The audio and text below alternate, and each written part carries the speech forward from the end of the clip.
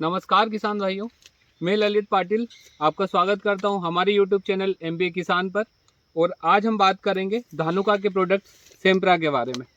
किसान भाइयों, हम कोशिश करेंगे कि आपको सही जानकारी प्रतिदिन एक वीडियो किसी न किसी सब्जेक्ट पर देते रहें। तो अगर आपको हमारी जानकारी पसंद आए तो अपने किसान भाइयों के साथ शेयर करें। साथ ही साथ अगर आपको इसी तरह की जानकारी आगे भी चाहिए तो हमारे यूट्यूब चैनल को सब्सक्राइब करें। तो आते हैं हम सब हमारे टॉपिक पर।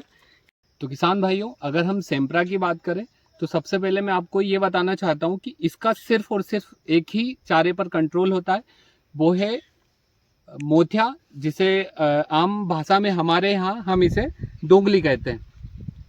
तो किसान भाइयों, अगर इसके हम टेक्निकल की बात करें तो इसमें होता है हेलोसेल्फ्रॉन मिथाइल, जो कि लगभग 75% होता है दानेदार घुलनशील।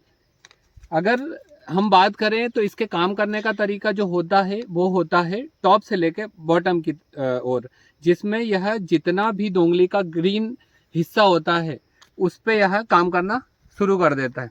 अगर हम बात करें, यहाँ पर आप देखेंगे, ये हम एक दोंगली का पौधा लेते हैं, तो इसमें अगर आप देखोगे तो यह जो भी इसका ग्रीन हिस्सा था उस पे काम कर चुकी है यह लगभग।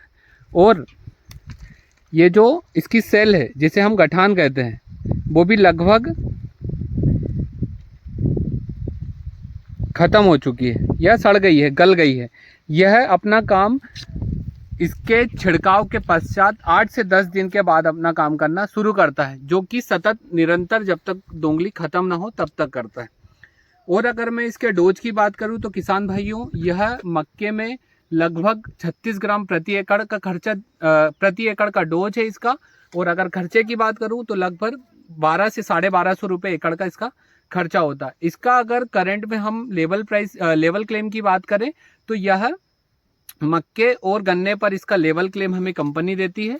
इसके अलावा हमारे कुछ किसान भाइयों ने साथ ही साथ इसका प्रैक्टिकल किया है मूंग में और सोयाबीन में, जिसका हम आपको अभी ऐसा कुछ बताना नहीं चाहेंगे कि जिसका क्या रिजल्ट रहा, क्यों रहा, जब तक इसका हम एक्चुअल पता नहीं चल जाता कि इसका क्या रहा, कैसा रहा रिजल्ट, तो हम आपको अभी डालने की कोई सलाह नहीं देंगे। पर इसका जो लेवल क्लेम है वो सिर्फ मक्के और गन्ने में है। किसान भाइयों, अगर हम बात करें कि यह किस तरह से जो मोथिया होता है, दोंगली होती है, उस पर काम करता है, तो जब हम छिड़काव करते हैं उस कंडीशन में अगर आप देखते हैं कि हमारे खेत में जो मोथिया है, अगर ये ऊँग चुका है या जमीन से बाहर आ चुका है, उसी कंडीशन में यह उस मोथिया पर काम करेगा। जो बीज या सेल गठान जो है वो जमीन में है और जो अभी तक जर्मिनेट नहीं हुई है, तो यह उस पर काम नहीं करेगा। जब तक हमने स्प्रे किया तब तक हमारे खेत में जितना भी मोथिया या दोंगली है सिर्फ उसी पर ही यह काम करेगा। तो किसान भाइयों, इस चीज़ का आप अच्छे से ध्यान दें कि हम जब स्प्रे कर रहे हैं उस कंडीशन में हमारे खेत में कितने और कितने प्रतिशत तक मोथिया खेत में है। तो अगर आपको जानकारी पसंद आई हो और तो हमारे चैनल को सब्सक्राइब करें और हमारे किसान भाइयों के साथ शेयर करें। मैं आपको सिर्फ इसका रिजल्ट एक कुछ मिनटों के लिए दिखाना चाहूँगा।